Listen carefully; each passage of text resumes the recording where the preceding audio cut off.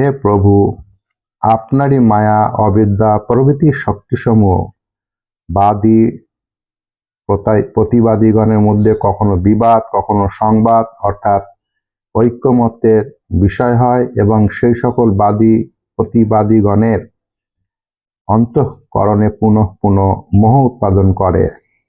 আপনি অনন্ত, অপ্রাকৃত, নিত্যগুণযুক্ত এবং নিজেও অনন্ত। আমি আপনাকে প্রণাম করি। হে ভগবান, উপাসকদের মতে আপনি হস্ত পদাদিযুক্ত সাকার বিগ্রহ আর সাংখ্য শাস্ত্র মতে হস্ত পদবিহীন নিরাকার। এইরকম বিভিন্ন প্রকার বিরুদ্ধ মতাবলম্বী হলো ওই উভয় শাস্ত্রের লক্ষ্য একই, তাদের লক্ষ্যবস্তুতে বিরোধ নেই, কারণ দুই এরই প্রতিপাদ্য বিষয় একই, পরম বস্তু ভগবান।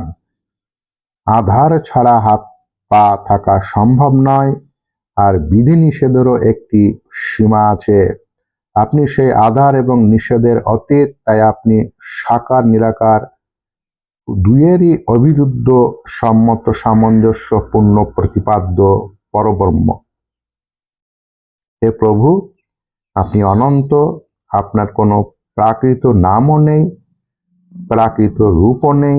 তবু যে ব্যক্তি আপনার চরণ কমল ভজনা করে তাদের প্রতি কৃপা করার জন্য আপনি নানা রূপ ধারণ করে বিবিধ লীলা সম্পাদন করেন এবং সেই রূপ ও লীলানুরূপ নাম গ্রহণ করে থাকেন।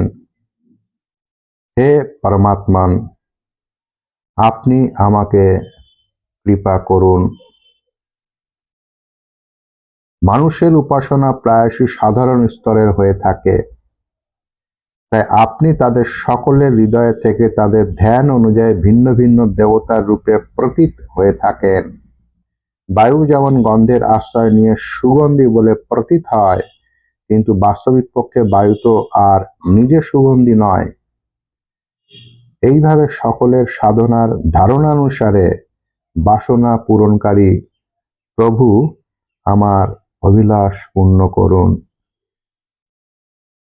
শ্রী সুখদেব বললেন, হে পরীক্ষিত, বিন্ধ্যাচলের অঘমর্ষণ তীর্থে দক্ষ প্রজাপতি যখন এই রকম স্তুতি করলেন, তখন ভক্তবৎসল ভগবান তার সামনে আবির্ভূত হলেন। জয় জয় শ্রীকৃষ্ণ, জয় জয় শ্রীহরি,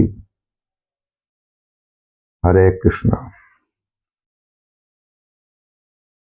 সেই সময় ভগবানের চরণ দুখানি গরুড়ের কাঁধের ওপর রাখা ছিল।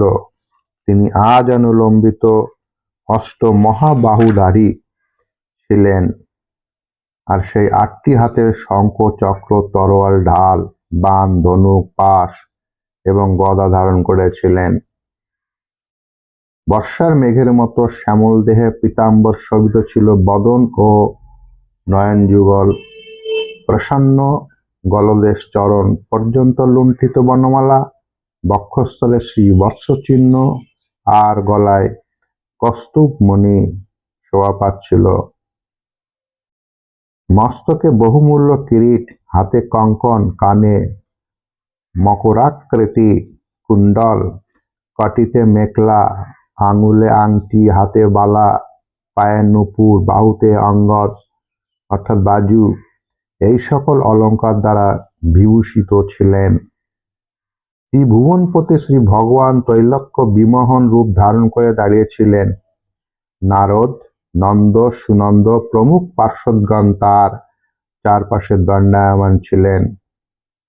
ইন্দ্র প্রমুখ দেবেশ্বরগণ স্তুতি করছিলেন, আর সিদ্ধ গন্ধর্ব ও চারণগণ ভগবানের গুণগান করছিলেন। এই অতীব আশ্চর্য ও অলৌকিক রূপ দর্শন করে দক্ষ প্রজাপতি প্রথমে কিঞ্চিৎ ভীত ও বিস্মিত হয়েছিলেন, তারপর আনন্দে গদগদ হয়ে ভগবানের গুণগান করছিলেন। এই অতীব আশ্চর্য ও অলৌকিক রূপ দর্শন করে দক্ষ প্রজাপতি প্রথমে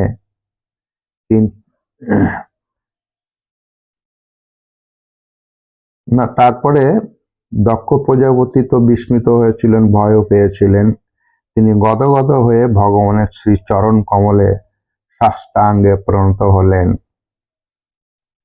ঝর্ণার জলে যেমন নদী সকল পরিপূর্ণ হয়, সেই রকমই পরমানন্দের আতিশয্যে তার প্রতিটি ইন্দ্রিয় পরিপূর্ণ হয়ে গেল এবং আবেগের প্রাবল্যে তিনি কোনো কথাই বলতে পারলেন না।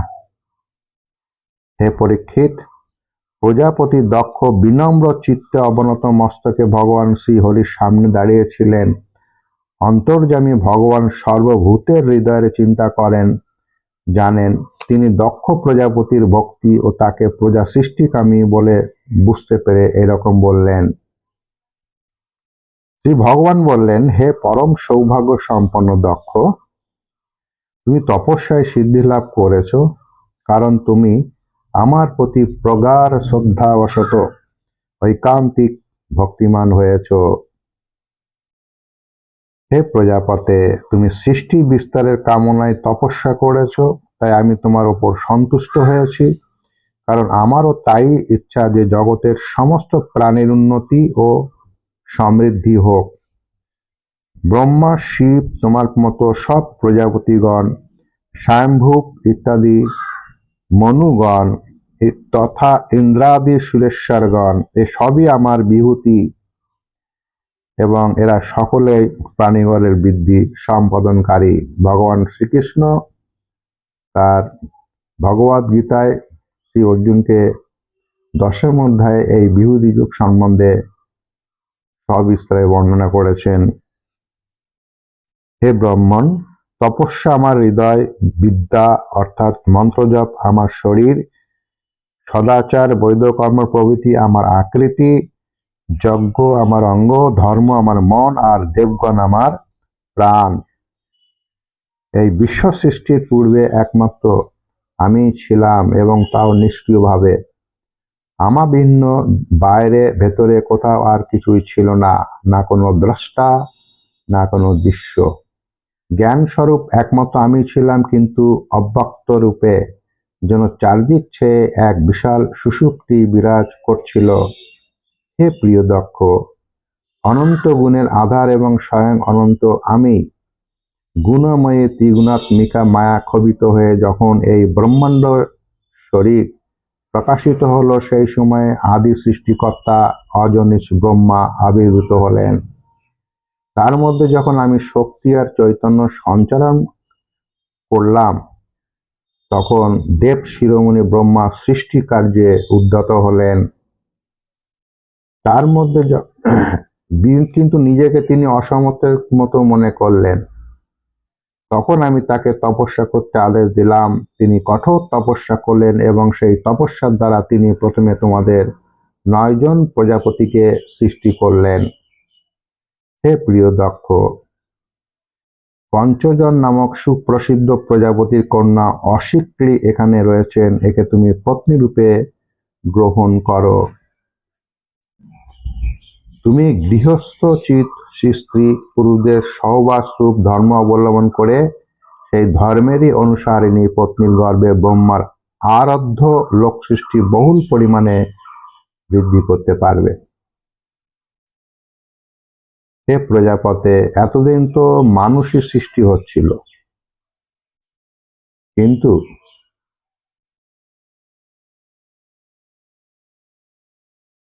এখন তোমার পরে ওই সকল প্রজা আমার মায়া প্রভাবে দাম্পত্য ধর্ম অনুসারে স্ত্রীর সাথে মিথুনীভূত হয়ে পুত্র পৌত্রাদি রূপে উৎপন্ন হবে এবং আমার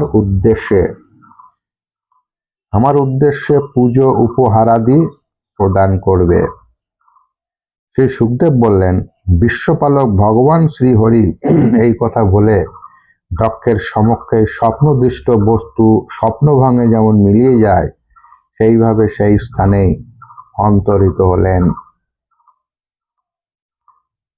এই শ্রীমদ্ ভাগবতের 6ষ্ঠ স্কন্ধের 4র্থ অধ্যায়ের মোট শ্লোক সংখ্যা 54। এখানে এই 6ষ্ঠ স্কন্ধের 4র্থ অধ্যায় 54টি শ্লোক এখানে সমাপ্ত হলো। হরে কৃষ্ণ।